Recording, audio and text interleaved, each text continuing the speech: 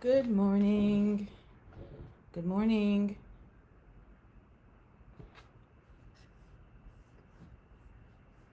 Welcome to today's session. Good morning.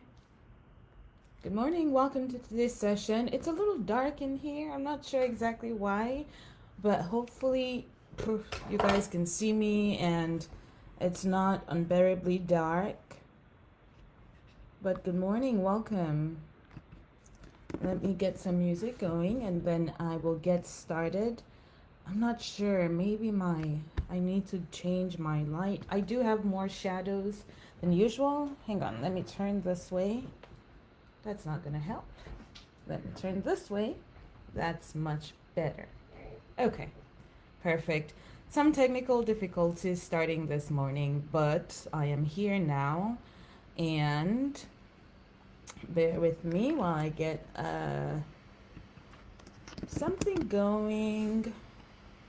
For today, I am trying not to have a very long, to kind of shorten my sessions and give more time for question and answers. So the goal today is to maybe just talk for a little bit and then I will open it up for questions. If there are no questions, call it a day. Another thing I want to implore you is if you can please share the video. If you're just joining, welcome. If you're just joining, welcome. If you can please hit the share button, hit the like button, try to stay engaged. That way I can essentially continue this for free. All right, so I'm going to have to wear my glasses. No more trying to squint. Hi, Sandra, welcome. Give us a few minutes for other people to join, then we can get started.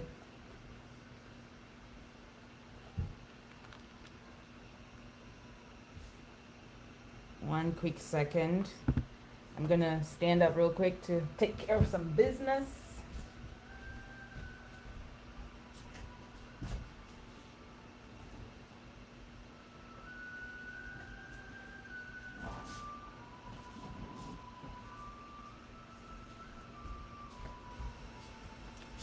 All right.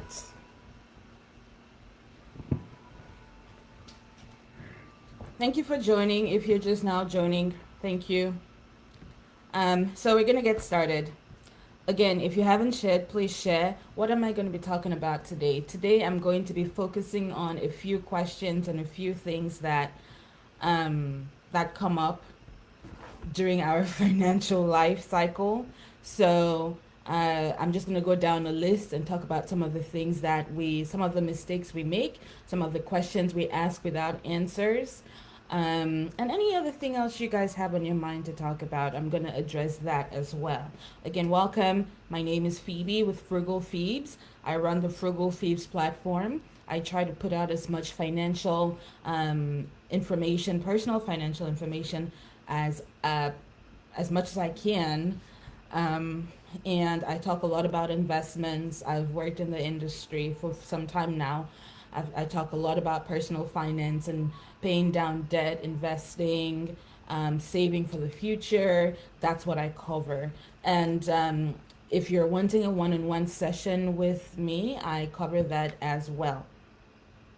So today, we are at the end of the month of September. We're at the end of the month of September, and the year is almost running to an end.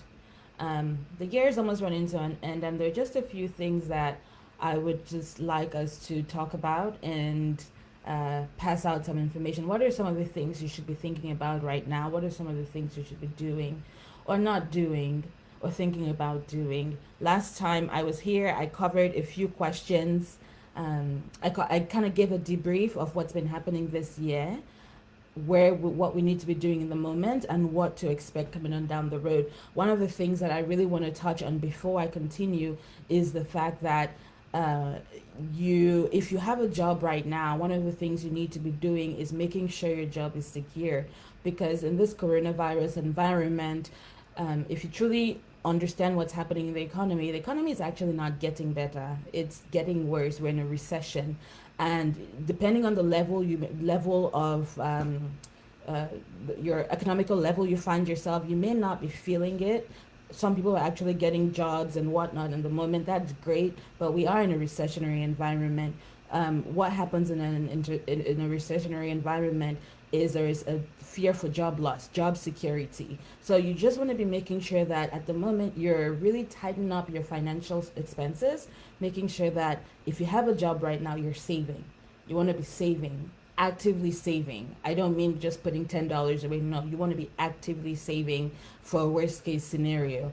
If you have any big expenses coming up, I know now is a great time to buy a house if you're looking into real estate.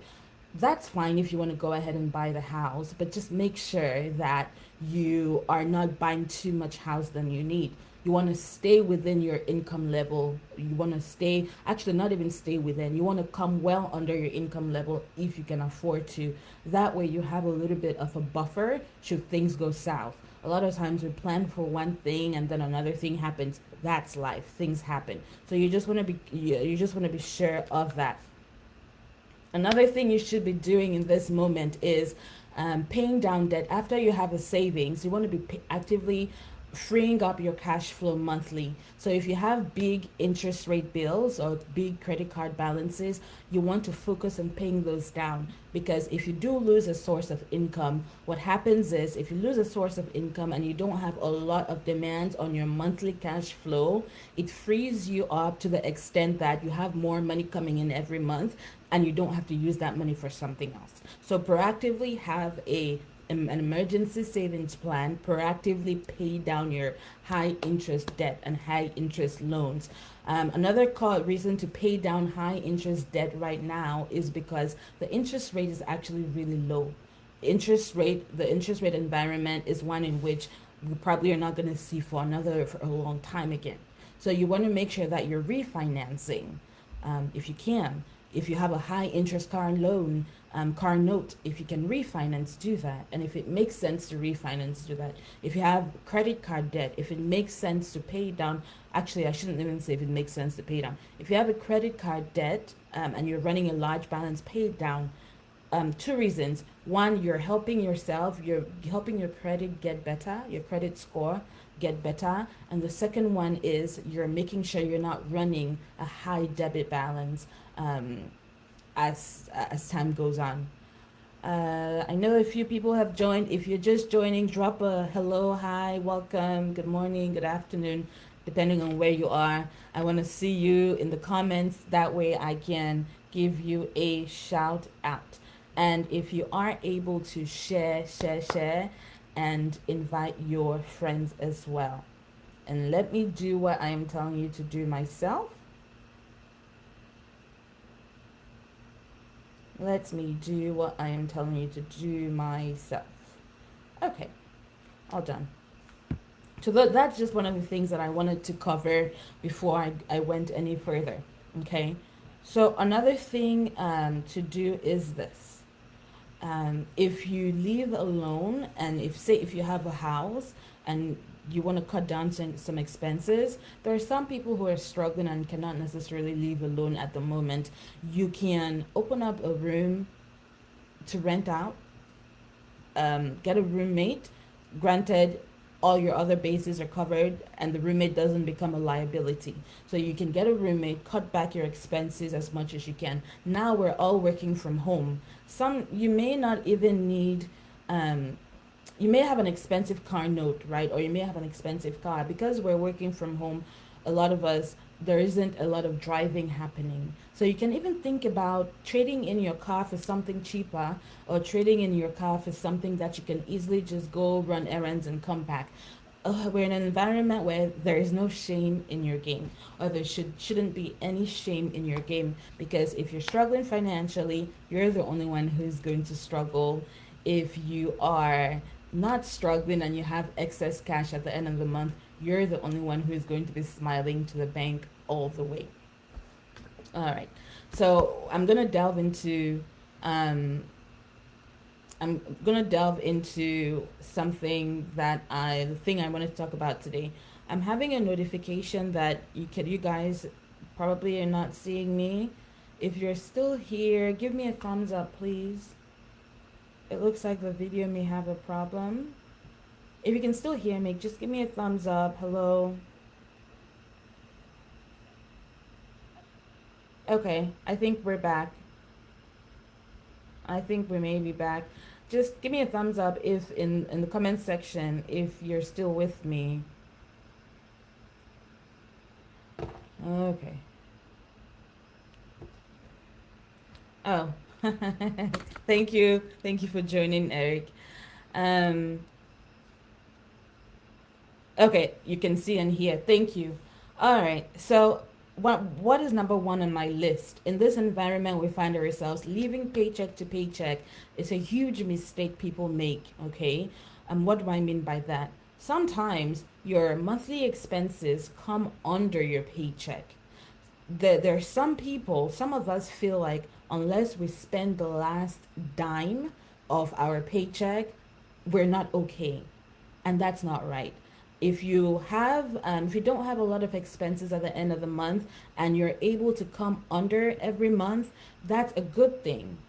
Don't spend that money. Put it away in your checking account. In fact, if you are single or if you have a larger income coming in every month, one of the things that you should start thinking proactively about, savings is not only putting money in a savings account. You save when you put money pre-tax into your retirement account. Okay, you save when you put money pre-tax into an HSA account, a health savings account. You save when you put pre-tax money into an IRA. So savings doesn't necessarily have to be, or into your child's account. Savings doesn't necessarily have to be put into your own savings account in the bank. So just don't get me wrong. So living paycheck to paycheck is a huge mistake we make. Now I understand there are people who live paycheck to paycheck based on their expenses every month is high and maybe their income level is quite low. You want to actively be working on getting out of that cycle. It is a vicious cycle. It affects every single fiber of your life. And if you want to live the best life you can, living paycheck to paycheck comes with its own stresses. So as much as you can, you want to make sure you change that, whether it's going back to school, whether it's hunting for a better job, do it. Another thing is we spend too much on housing. We live in an environment now where purchasing a home isn't it's a good deal. Home prices, the interest rate is quite low at the moment, and the housing market is booming. What happens? Sometimes, if we have a really good job, we go to the bank, we get pre-approved for a big loan, okay, and then we feel like we need to get a house to the exact amount we got pre-approved for. Wrong. If you get pre-approved for, like, say $300,000, it doesn't mean you should get a $300,000 home. You can get a $150,000 home depending on your family needs. Research has shown that the average home in America has increased about 1,000 square feet more in the last 50 or so years. So essentially, a lot of us are living in more house than we really need. So you want to really pay attention to that, because more house come with its own expenses. Maintenance, that's another thing we don't think about. Maintenance, what is it? Property taxes, utilities. The more house you have, the more of those things you pay. So you want to be very conscious of that. So if you can get a house that's comes below your budget at 150, 200,000, guess what? It gives you enough room to even get a second house, and then you can put that house as a rental property. Did you get that? So if you come below your pre-approval amount, get enough house, then the quantity of house that you need, you can in a year or so turn around and try to get pre-approved for another mortgage, and it can help you buy another property that you can put on rent. So guess what? Now you're having rental income coming in, which is supplementing your monthly income. So rental income over and above your second mortgage, you can put it into a savings account. And this is how you build wealth, one by one. And when you get to a place where you proactively pay down your mortgage, you can even get a third home. a third home and put it on rent. This is how people make money.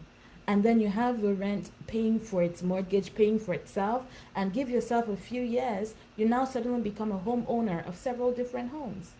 So these are the kind of decisions that we want to be making and the kind of choices that we want to be making. On average, 30% of your pre-tax income, not more than 30% of your pre-tax income should go towards housing expenditures. And that's mortgage or rent or utilities, insurance for the house and all of that. So pay attention to that. Where we also make mistakes, another thing, people think that credit card is free money. It's funny because I had gone shopping with um, somebody who had newly come into the country, and the person was like advising another person. We had gone to Dillard's, the mall, and the person was said, "Oh, if you want to buy this thing and you don't have money, that's all right. Just go over to the cashier and apply for a store card, and you can just put it all and just pay later." Okay, that's wrong. If you want to buy anything and you have to put it on a store card, chances are you don't need it or you didn't plan properly. You didn't plan properly. If you're putting it on a store card that you're going to pay it in 2 weeks because you already have the money on hand, that's different because you can use that method to build your credit. But if you're putting it on a store card and then you end up having, you bought $1,000 worth of goods and you end up having that $1,000 for the next 3-6 months, you couldn't afford it. You shouldn't have purchased it. You shouldn't have gotten a store card, because chances are you're messing up your credit. You're getting late payment fees. You're getting interest payments, which are very high on store cards anyway, and you're paying the bare minimum monthly. So those are some of the things that we should look out for. Credit card is not free money. Credit card is not free money. The good thing about it is that nowadays a lot of us are much more well versed. A lot of us are educated, literate from that perspective, where we know that credit card is not free money. You either learn from experience or you learned from another person's experience, but one way or another, we all learn.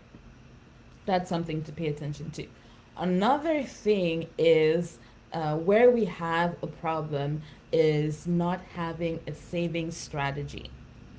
Where we have a problem also is when we don't have a saving strategy. What do I mean by that? You should be able to know already what your monthly expenses are. Okay, you should already know where your money is going. That way, when you want to come up with a saving strategy, you can say to yourself, okay, 30% of my income already goes towards housing and household expenses. So that leaves 70%. Then 10% goes to, if you're a Christian, goes for your tithes. And then you can put whatever God lays in your heart to put for your offering. That's another topic for another day. Once that's done, let's just say 15%. Or let's just leave it at 10%. If 10% goes to offering, tithes, then you can have it in mind that, okay, you're now left with 60%. You can take 20% for the monthly expenditures like food, gas, and all of that, depending on what 20% is. Then that leaves how much? That's 40, 60. It leaves you with 40%. What do you do with that 40%? Okay, that can be extra money for you. A saving strategy, you know already that, okay, 10% or 20% of that 40% is going to go into emergency savings. You're going to give yourself 6 months to build up your emergency savings, and your emergency savings usually should at least be a minimum of 3 to 6 months worth of monthly expenses. 3 to 6 months worth of monthly expenses should be just sitting in a savings account, not invested, not in any CDs. It should be sitting in a savings account just for any uneventful or emergencies happening. Now, when you have that down, you know that, okay, you have another 20 or 10% that's left. You can take 10% and reward yourself, right? Because you don't want to just work and not reward yourself, because then you almost feel like a working machine and you're not really enjoying your life. So that's where you can take that 10% now and save it. If you have, if there's a particular bag for us women, if there's a particular bag that you've been eyeing, shoe, If there's a particular home decor couch that you've been eyeing, you can put now that extra 10% that you're gifting yourself into a savings account until you save enough worth to buy that item. That helps you plan in advance before you spend money. Okay, if you have a strategy, if you have a plan, you would realize that you tend to come in at your budget or even under budget because you're not caught unawares. A lot of the reasons why people in a particular income level stay below that income level, a lot of times it's financial literacy. People tend to think that, oh, I need to make 200,000, then I'm going to start coming up with a budget. I need to make 300,000 and I'm going to start. No, if you make 50,000 right now yearly, or if you earn 30,000 yearly, and you don't have a budget, you don't have an idea of where your money goes, it doesn't matter if you earn 100,000 or make six figures. You will not know. If your habits are terrible right now with money, and even if you make $1 million, your habits are still going to be terrible. So we learn a lot of these things. You don't learn to walk when you become an adult. Yeah, there's a stage in which a baby crawls and learns to walk. If the baby doesn't walk, that's an issue. It's a cause of concern. Okay, but you learn to walk. You crawl, then you walk. You cannot say when I am 10 years old, I'm going to start walking, or when I am. It happens because you start walking. By the time you get to 10, you walk without even thinking. That's a kind of illustration I can use to drive home the point I'm trying to make. Another thing is, there's one thing to have a strategy. There's another thing to have too many strategies. Too many strategies, too many goals becomes a hindrance. In terms of financial planning, you want to set your things in order of preference. What is very important to you? Is sending your kids to private school very important to you? That should be at the top of your list. Is having a good home in a nice community where your kids can go to public school? That should be at the top of your list. If retirement planning, if saving to buy a house is your priority, write it down.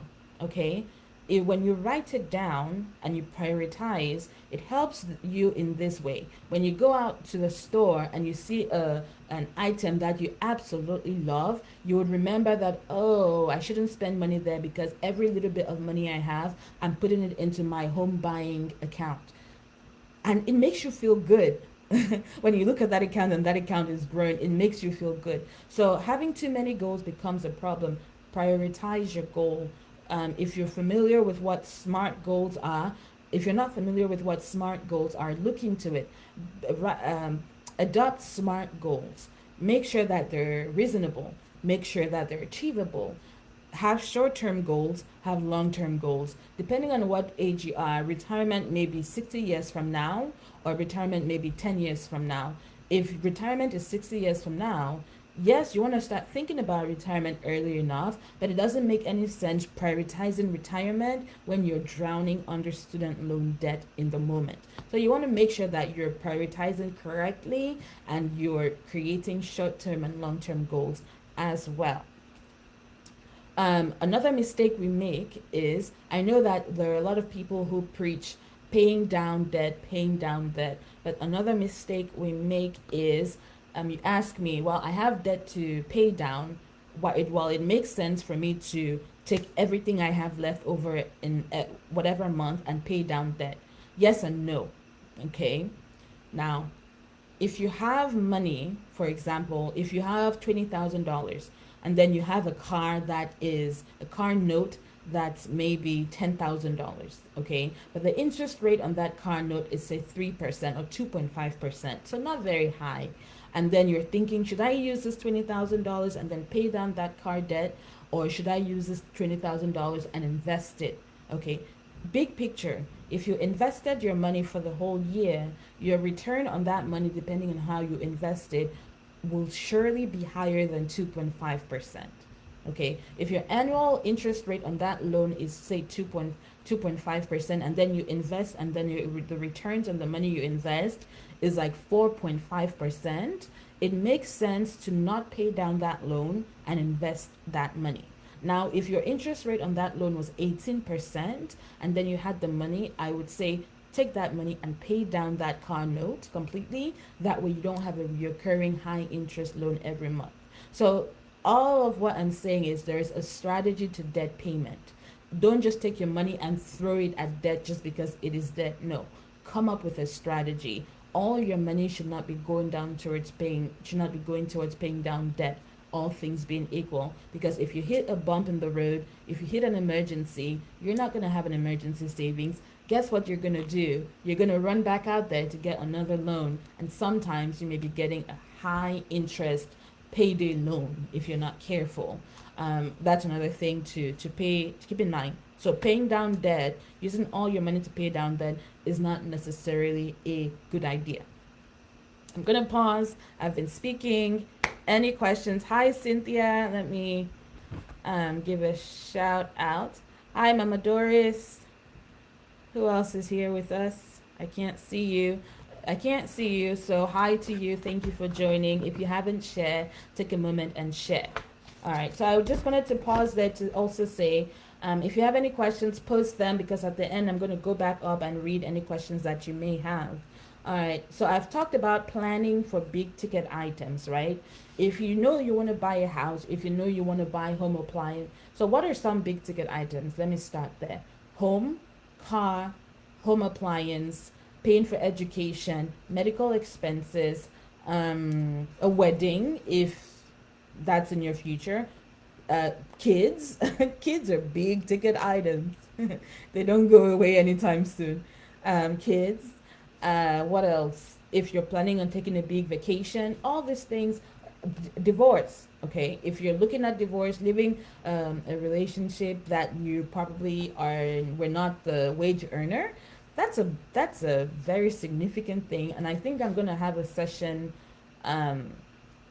for money and marriage, or money and relationship, to talk about that, because that's one area in which we get drained a lot. If you're not careful, depending on who you partner with, that drains you, and it basically cuts your financial goals or dreams. So anyway, I don't want to digress. So plan for big ticket items. I talked about having a separate account where, if you know you want to buy a car, and if you're like me and absolutely love Mercedes Benzes, they're expensive.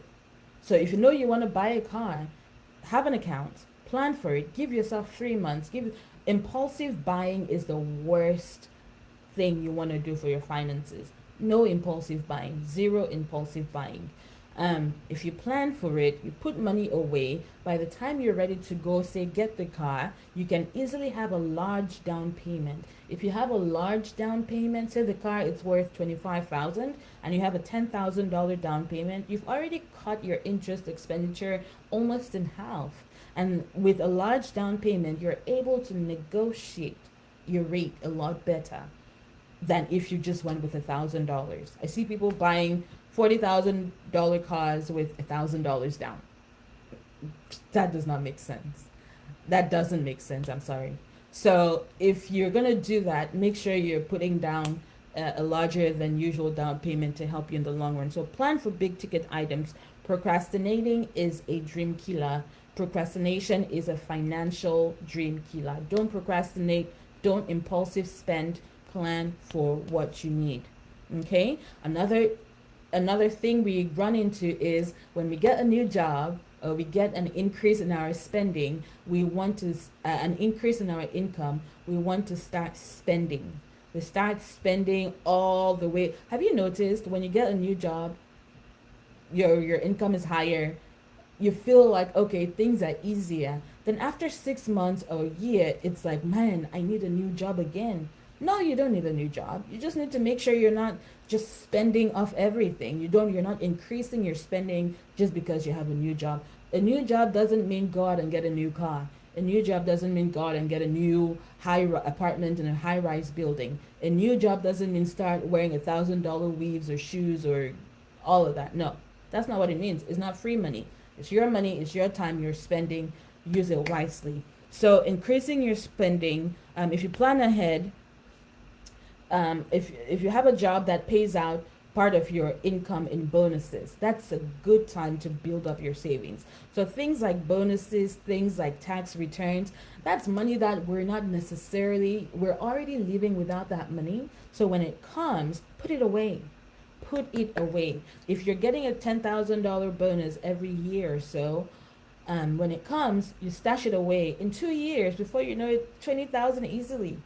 And then that would save you the need of having to consistently be putting change away every month, and then maybe that doesn't quite work for me. I personally like to save in bulk because I like I like to see that I have saved big. So that's just another thing to take care of. People wait for their tax returns so they can go out and splurge. People use their tax returns to buy new cars, to buy luxury goods, to don't be that person. Don't be that person. And one of the reasons why I'm just hammering on all of this is because I have seen the freedom that financial freedom brings. Um, I have seen the freedom financial freedom brings. You want to be financially free at all cost. You may not understand it now. You would understand it much later on as time goes on. The amount of money, usually our earning potential gets to a point and plateaus. Okay, right now you may be young and it's like you're every year you're getting a new job and your earning potential is just increasing. It gets to a point where you're gonna hit middle age. When you hit middle age, your earning potential, depending on what industry you're in, plateaus.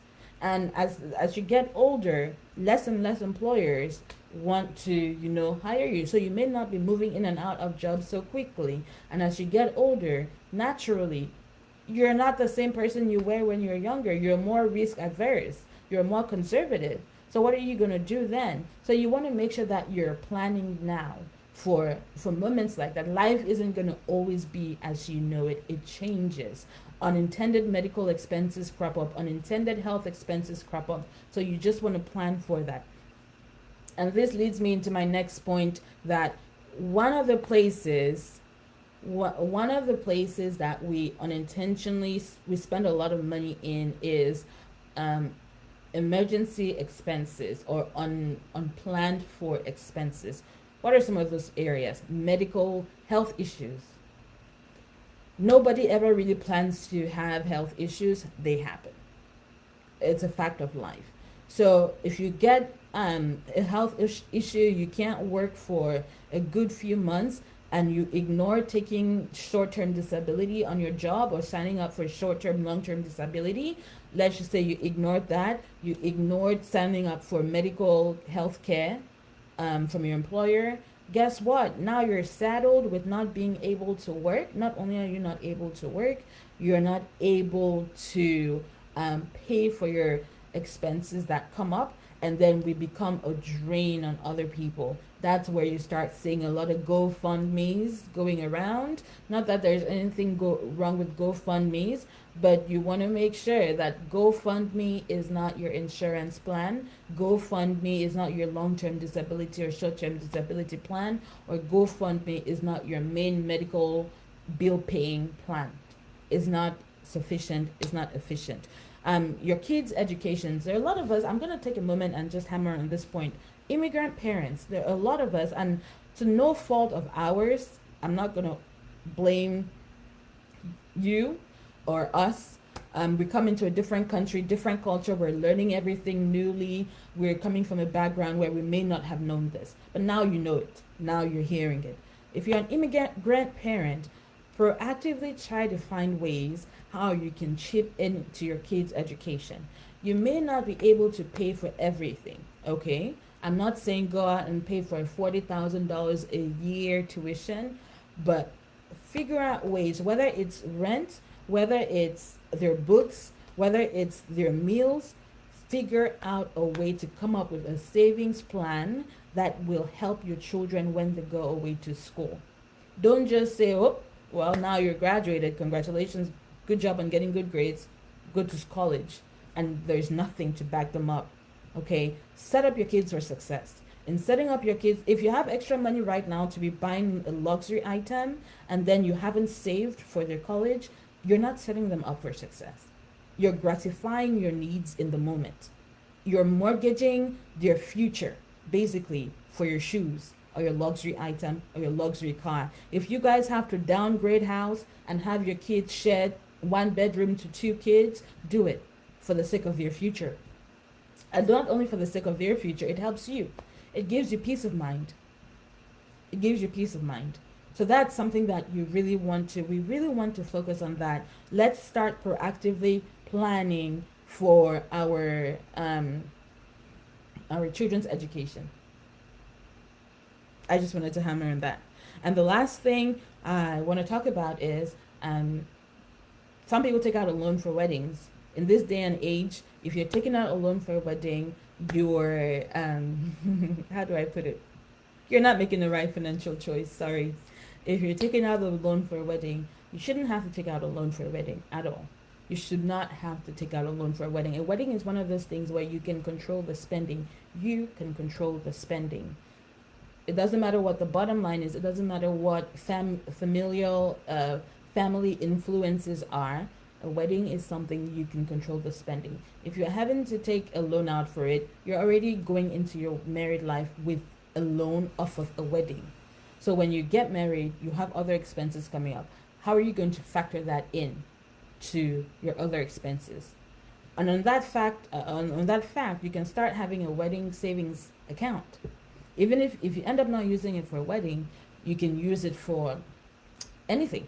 That's money, right? That you can use for any expenditures that come up down the road. On that note, you also want to make sure that that's why I said that maybe I'm gonna have a session talking about relationships and money, because if, for example, if you're getting married, you want to make sure that you know the other person's debt. You want to know how much debt they're in. How much student loans do they have? What are you, if you're coming from a background where you don't have much debt, you don't have many student loans to account for, then you're getting married to somebody who has more debt, and then the person is not fiscally responsible, you are tying yourself to a situation where, all things being equal, you should be able to work together to get yourselves out of it. But chances are, it's like trying to swim with a weight tied to your leg. You're trying to swim up with a weight tied to your leg. At some point, if you're not careful, you will drown. So you just want to be sure of making better financial choices doesn't only stay in your day-to-day life, in your day-to-day actions. It also goes with who you decide to spend your life with or who you decide to share your life with. That's another area that I want to focus on, but I'm not going to focus on that too much today because I'm going to probably come up with a session only for that. So I'm going to run through a list, places our monies go and we don't know. If you have a pet, if you have kids, your kids have been bugging you to get a pet. If you have a pet, it is expensive. It is very expensive. So that's where money goes. One of the other areas we lose money to is you go to the store and you're like, oh, this is just $1, this is just $2, $3, this is just $10. It's just $20. It's not $100. $20 four times, no, $20 five times is $100. $5 five times is $20. So you just only need to spend $5 20 times and it's going to give you $100, right? So every penny counts. Whether you're in the America, in the UK, in Africa, wherever you are, $1 is not just $1. $1 is money because $10 bills make up $10. $1,000 bills, I think, make up $100. I think it's 1,000, isn't it? Yeah. Anyway, I'm not going to do math right now. And loaning money. A lot of us run into the scenario where we're so kind-hearted, we keep loaning money to people. Although these people don't pay us back money, we keep loaning money. You're not a bank.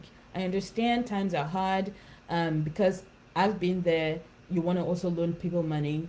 But loaning money is a surefire way to mess up your finances, especially because when you loan money, it's no longer money available for you to use for cash flow purposes. When you loan money, that money becomes money you cannot use for cash flow purposes. And and sometimes those people that you lend money to don't pay you back. Some people have really great intentions about paying you back. Things always happen. So when you loan money, in the back of your mind, just think about it from this perspective. If you were to not get that money back, you'll be all right. Just look at it as money that's gone. If you get it back, great. If you don't get it back, you'll be all right. So loan only what you can afford to lose. Another thing is having a life. People feel like being social is a good thing, but guess what? If you're social, for for if you're social and have a large network, which is not a bad thing, but you're gonna have a lot of weddings to attend. You're gonna have a lot of birthdays, a lot of baby showers, a lot of kids baptism, a lot of things happening that you're gonna have to attend, and it becomes expensive having a social life. Just ask a socialite, because on one hand you're attending all these things, on the other hand you're doing it for the gram, right? When you show up, you want to show up in the newest thing, you want to show up well put together. It's cost money. It's not easy. Go and ask girls ladies who go out nowadays, hair alone, hair costs a lot of money, $500 plus. It's not easy. Then you want to start talking about getting, luxury this, luxury that. Plus, apart from that, it's just a lot of time. It's time consuming. So having a life is a good thing, but that's also an area where a lot of money gets wasted. Okay, so I've talked about marital family issues. That's an area where a lot of money gets wasted. And why do I say that? You may have somebody in your family who becomes a drain. Okay, unfortunately, you're attached to that person by family relations, so you cannot ignore them. If you're African like me, we tend to carry our families, our immediate families and our extended families. So what happens is you have a family member or a group of family members who are always asking for money, who refuse to pull themselves up. It is hard to say no. It is very hard to say no. We're going to have to start learning how to practice a no. But that's another area that we want to be careful of. We want to be cognizant of. Let somebody else's emergency not become your own emergency. Let somebody else's emergency or bad choice making not become your own emergency. So that's one area you really want to pay attention to. Another area we spend a lot of money is food. Food. I cook a lot. I love food. I'm a foodie. I can't hide it. I love African food, okay? And if you've bought African food to cook, it is very expensive. It is extremely expensive to cook African food depending on where you are. Because obviously a lot of it has to be imported. Now, if you're like me and you don't have a food budget, you'd be surprised that sometimes you can spend upwards of $300, $400 on food a month. And that's quite pricey if you're a single person. Another area is going grocery shopping when you're hungry. Don't go grocery shopping when you're hungry. You tend to overbuy. You tend to overbuy. You would use your tummy to make decisions, and making decisions with your tummy when you're hungry is not a good idea. So this is all I have for us today. I'm not gonna go further. If you guys want me to continue with more pointers here or there, I will. But these are just some of the things that I wanted to really get out there today, because I find that a lot of us are struggling financially, and if we can tweak a lot of these areas, some of these areas I talked about, it can help us immensely get better with our finances. Pause here. I'm gonna go through the comments and take a look at them and see what everyone's saying and answer some questions. Thank you for hanging with me. Let me see. Questions. What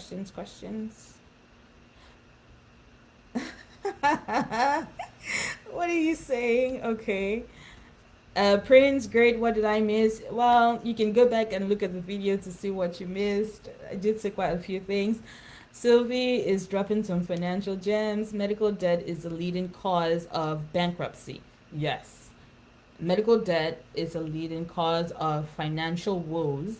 And if a lot of us really want to be honest with ourselves, if we look at our credit reports, we would see a lot of medical debts there as well.